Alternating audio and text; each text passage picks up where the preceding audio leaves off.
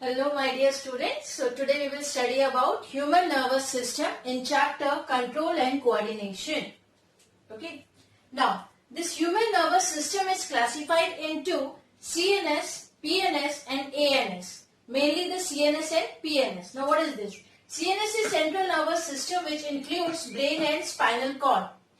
And PNS is peripheral nervous system which connects the CNS to different parts of the body. And ANS, that is autonomic nervous system, is a component of PNS, peripheral nervous system, that regulates involuntary processes or actions. So one by one we will go into the detail of each. So first one is the CNS, central nervous system. Okay. Now here this includes brain and spinal cord. Now brain is enclosed in a cranium and spinal cord occupy the vertebral canal of vertebral column. Here this brain and spinal cord both are surrounded by connective tissue membranes and that's called meninges. Now about these meninges, they play very important role. So there are three meninges are there: dura mater, arachnoid mater and pia mater. Okay. Now, dura mater, this one is the outermost layer which is tough, thick and fibrous. It is attached to the inner side of the cranium and is protective in function. So, outermost meninges is called dura mater. Now come to the arachnoid mater. This is middle one, thin, vascular and formed of reticular connective tissue. It is nutritive or protective, having spider web appearance. So here the two function, nutritive as well as the protective function is this. The last one is a pia mater.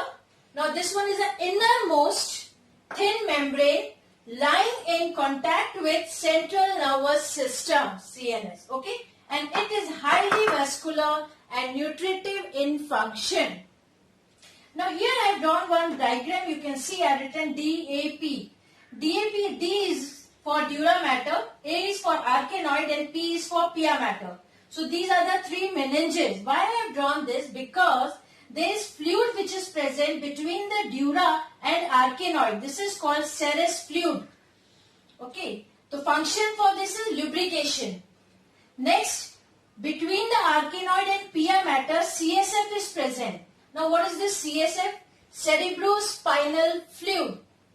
Now, here this CSF I have written here. Okay, and we have finished dura, arachnoid and pia mater. Now CSF, that's lymph-like watery fluid.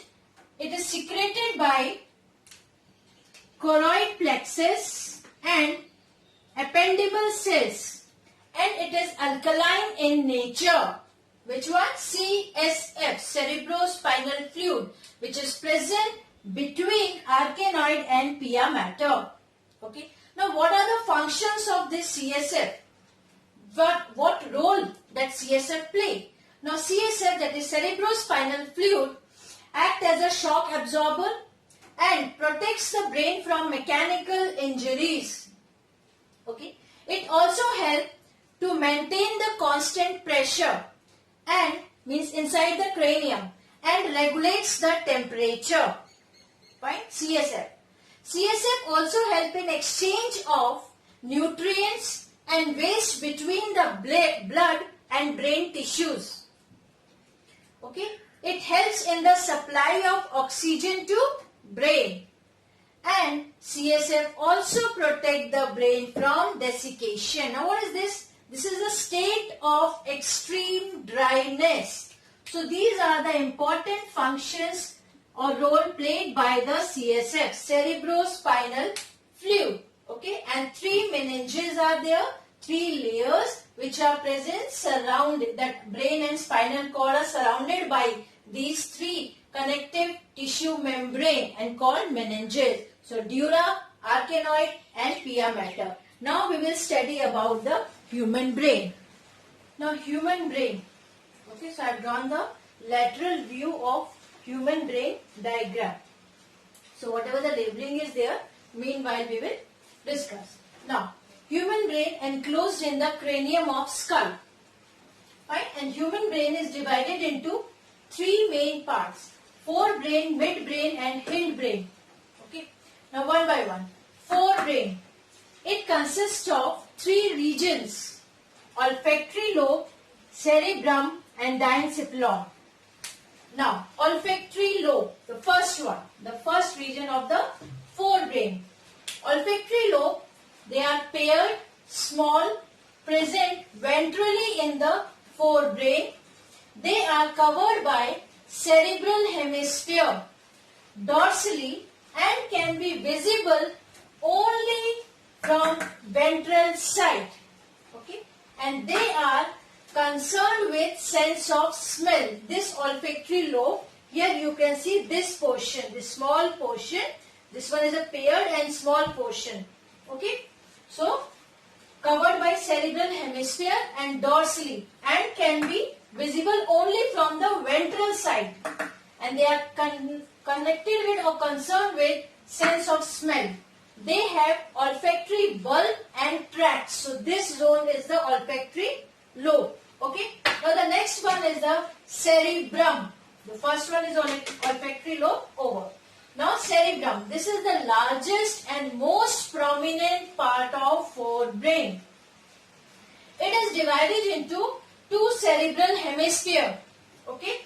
And both hemispheres are connected or joined by corpus callosum. Both cerebral hemispheres are joined together by corpus callosum. The surface of cerebral hemisphere is cerebral cortex. Okay. Now, it is termed, cerebral cortex is termed grey matter. Why? Because it appears grey due to a large collection of cyton. Cyton is the part of neuron, okay, that cell body. So it appears grey due to a large collection of cyton, cerebral cortex, okay. Now, it is highly folded, means cerebral cortex is highly folded due to elevations and depressions, and that is called gyri and sulci, okay. Now, the deeper part of the cerebral hemisphere is called cerebral medulla. The surface of cerebral hemisphere is called cerebral cortex, and the deeper part of cerebral hemisphere is called cerebral medulla, which is formed by white matter, contains axon. So cerebral medulla is formed by white matter and cerebral cortex is formed by grey matter. Fine. So white, why white? Because it is axon. Large number of axon is present here. Now, central sulcus, lateral sulcus and parieto-occipital sulcus divides the each cerebral hemisphere into four lobes that I will show in the diagram. What are those four lobes? Frontal lobe, parietal lobe, occipital lobe and temporal lobe. So first we will see the lobes. So this one is a temporal lobe. Here you can see. Okay. This one is frontal lobe. This one is parietal lobe. And here is the occipital lobe. Fine. Now I named here that few sulcus which divide this whole cerebrum into a cerebral hemisphere into four lobes. Now what are those? See this one. The first one, this is a lateral sulcus. This one is a central sulcus. Red color line I have drawn. Okay. This one is a parietal occipital sulcus. Now what happened? This central sulcus divides frontal lobe and parietal lobe. Fine. This lateral sulcus divides parietal lobe and temporal lobe. And this parietal occipital lobe sulcus divides parietal lobe and occipital lobe. So between these two, this sulcus is present. Between these two, frontal and parietal, central sulcus is present.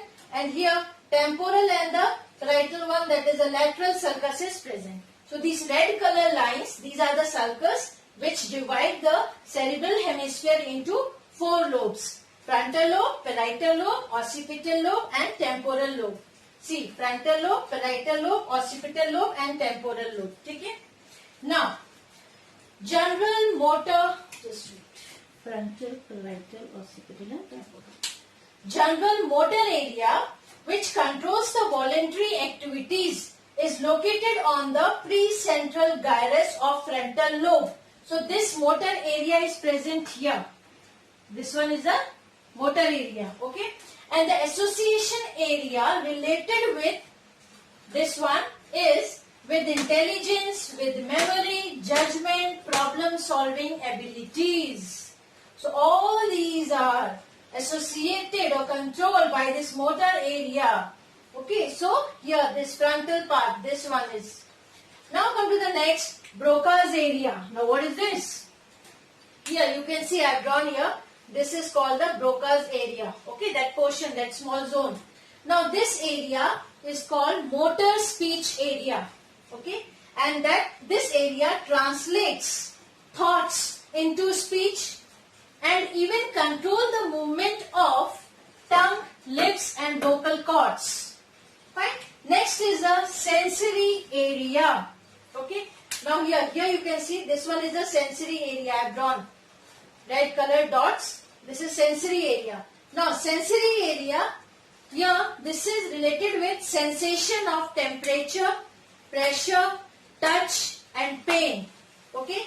And sensory speech. One more, Wernicke's area is present. Sensory speech or Wernicke's area. Here this one. This area is a Wernicke's area. Sensory speech. This one. Okay, Wernicke's area.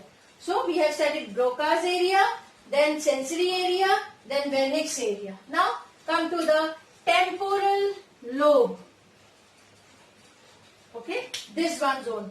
This zone, temporal lobe. This area of this temporal lobe control that or consider that area of sense of taste, okay, taste, hearing and smell, okay, so that comes under the temporal lobe. Now come to the occipital lobe, this area, last one, occipital lobe. Now here this controls or mainly the sensory visual area. Fine. Sense of vision and association of visual area for perception, analysis, storing information obtained by sight. So that all is controlled by this occipital lobe. Fine. Mainly the vision, the area or the any function that is controlled by this area, occipital lobe. Okay, so sensory visual area. Now come to the next one, third one, that is diencephalon, third region of forebrain. Diencephalon. Okay, and one more thing, see, I have drawn the diagram here. Maybe that's not much clear or visible for you, the whatever the labeling I have done here. So you can open your textbook, even there they have given the diagram. So you can correlate with that. Okay. Now on to the diencephalon. This diencephalon is present below the corpus callosum. Now what is this corpus callosum? Two cerebral hemispheres are joined together by corpus callosum. So below the corpus callosum, okay. So this diencephalon is present. And above the midbrain, so exactly at the center of the brain, okay. So below corpus callosum and above the midbrain, diencephalon is present. It is completely covered by cerebral hemisphere. It encloses a single cavity termed third ventricle or diastole. Now, this third ventricle, which communicate with lateral ventricle through foramen mater, with lateral ventricle through foramen mater. So this communicates what? This third ventricle communicates with lateral ventricle through foramen of mater. Now choroid plexus. Remember what is this choroid plexus? Just before that, when I am explaining about the CSF, cerebrospinal fluid. So that cerebrospinal fluid is secreted by choroid plexus. Okay. So this choroid plexus is located near roof of diastole or third ventricle. Right. Epithalamus is the roof of diencephalon. This one. Okay, which gives projection of pineal body. Now here, this pineal body and epithalamus, they both are endocrine glands. Fine. And these endocrine glands secretes serotonin and melatonin hormone. Now this serotonin controls the metabolic activities, and this melatonin that controls the melanin pigment metabolism. Okay, so these hormones secreted by these glands, pineal body and the epithalamus. And where the epithalamus is present? Roof of diencephalon. Okay, so here this is all about the diencephalon. And now come to the little bit more information, thalami. Now here this thalami present lateral wall of the diencephalon. They are connected to various parts of brain by RAS. Now what is this? Reticular activating system. Okay. So with the help of this they are connected to the parts of brain.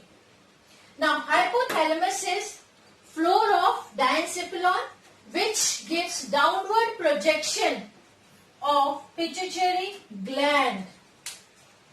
Diencephalon is, now here we can say the function, diencephalon is relay center for motor and sensory impulses. Diencephalon. Okay, so relay center for motor and sensory impulses between spinal cord, brainstem and various area of cerebral cortex. And is diencephalon. It also maintains the hemostasis. Okay. Hypothalamus is the coordinator between nervous system and endocrine system, and it secretes neurohormones which influence the pituitary gland. So this is more information about the diencephalon, that is the third part of forebrain. Okay. So here we have discussed about the first portion, okay, that is of human brain. Human brain divided into three: forebrain, midbrain and hindbrain. Now here we have discussed about the forebrain, and forebrain again consists of three regions: olfactory lobe, cerebrum and diencephalon. Isn't it? And here see olfactory lobe, cerebrum and diencephalon. All three we have discussed. So just have a look of this. Even the diagram is very important. Now midbrain. Okay. So midbrain, this one is the middle part of the brain present between the diencephalon and pons varolii. Okay. Now it consists of corpora quadrigemina and crura cerebri. Midbrain consists of corpora quadrigemina and crura cerebri. Now, corpora quadrigemina is formed by two pairs of lobes present in dorsal thick wall of midbrain. Upper part called superior colliculi receives impulses from optic nerves, and these colliculi control and coordinate movement of head in response of visual stimulus. Okay. And inferior colliculi, this is about the superior colliculi which control and coordinate the movement of head in region 2 in response to visual stimulus. Okay. Now inferior colliculi control and coordinate head movement in response to auditory stimulus.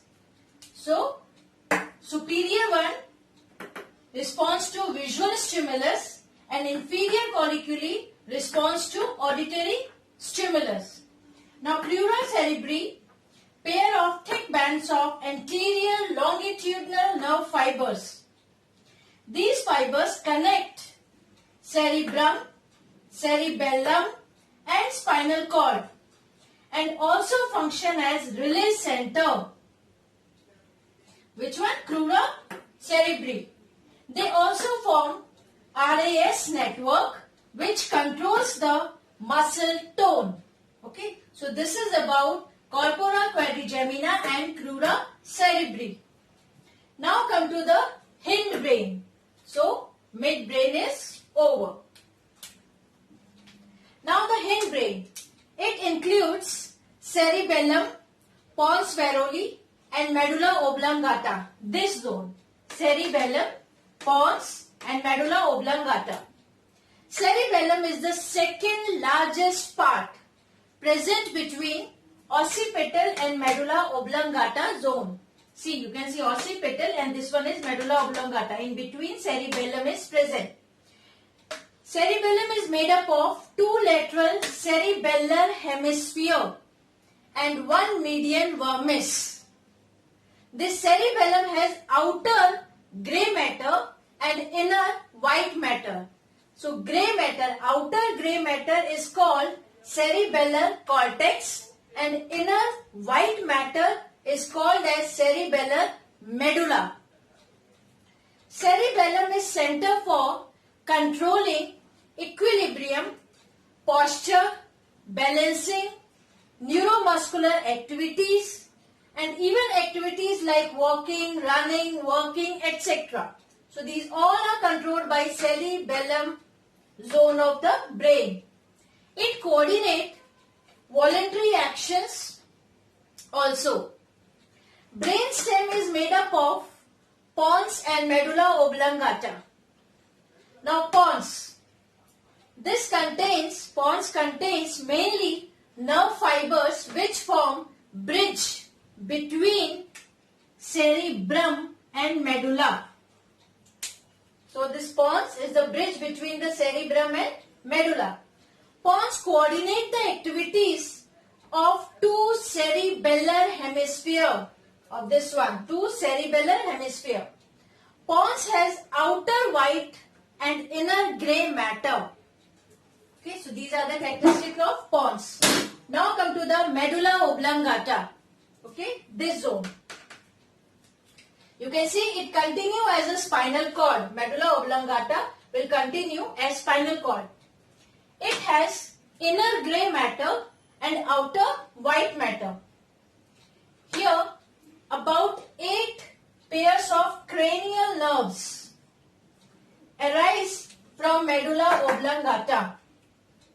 And this zone, medulla oblongata, controls involuntary actions like heartbeat, respiration, vasomotor. What is this vasomotor? Constriction or dilation of the blood vessels.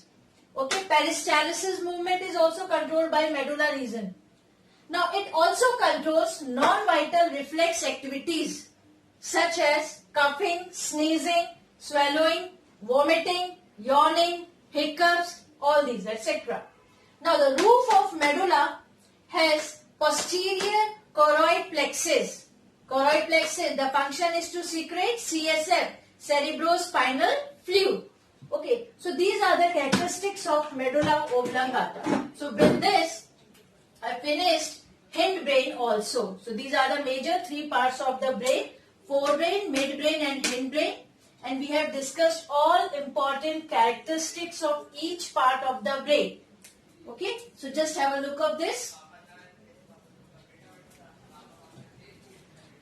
Now next topic is spinal cord. It is the posterior extension of medulla oblongata.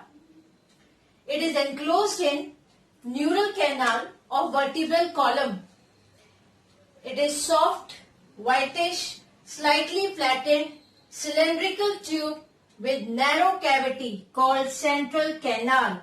Here I have drawn the TS of spinal cord. Here you can see in the center, central canal. Posterior end tapers to form conus medullaris and further into thread-like structure called filum terminale. Conus medullaris and filum terminale, which is posteriorly extension of pia mater. Okay. Now spinal cord shows cervical swelling and lumbar swelling. Here I have drawn the structure of vertebral column. This one is a cervical swelling and this one is a lumbar swelling. So here you can see. It acts as a pathway for conduction of nerve impulses between brain and different part of the body. It also controls spinal reflexes and minimizes the load of brain. Okay, so these are the few important points related to spinal cord. Now the structure TS of spinal cord. It shows H-shaped grey matter surrounded central canal. Here you can see this H-shaped grey matter and in the center central canal. It contains cyton. Cyton is a part of neuron. Okay. Now two dorsolateral horns and two ventrolateral horns give H-shaped appearance. Here you can see dorsal horn, this one, and these are the ventral horn. That's why that's giving the H-shaped appearance. Okay. White matter surrounded the grey matter, which divides the whole structure in 3 funiculi on either side. So here this one is a white matter outside and H shape. This one is a grey matter. I have written here white matter and grey matter. Okay, so this divides into 3 funiculi. These are the division: dorsal funiculi, lateral and the ventral. Here you can see I have drawn the structure also. This one is a dorsal funiculi, this one is a lateral funiculi, and this one is a ventral funiculi. They have bundle of nerve fibers forming ascending and descending tract. Ascending tracts ascending tracts are sensory and conduct sensory impulses to the brain. Okay, so ascending tracts are sensory and they conduct sensory impulses to the brain. Descending tracts are the motor tract and they carry motor impulses from brain to spinal cord. So this one to the brain and this one from brain to spinal cord and further to organs and glands. These are located in ventral and lateral funicle. I have given the structure. This one is a lateral funicle, this one is a ventral funicle. Now, this is all about the TS of spinal cord. These are the general characteristics of the spinal cord. Now, functions. Main 3 important functions of spinal cord are relay messages. That spinal cord acts as a relay messages from the brain to different parts of the body. Okay. Second, even they pass message from sensory receptor to the brain. And the third, most important, that is coordinate the reflexes that managed by spinal cord alone. So these are the important 3 functions of the spinal cord. So please have a look of this diagram. This is very important. And these are the 2 swellings, lumbar and the cervical one. Okay. Thank you.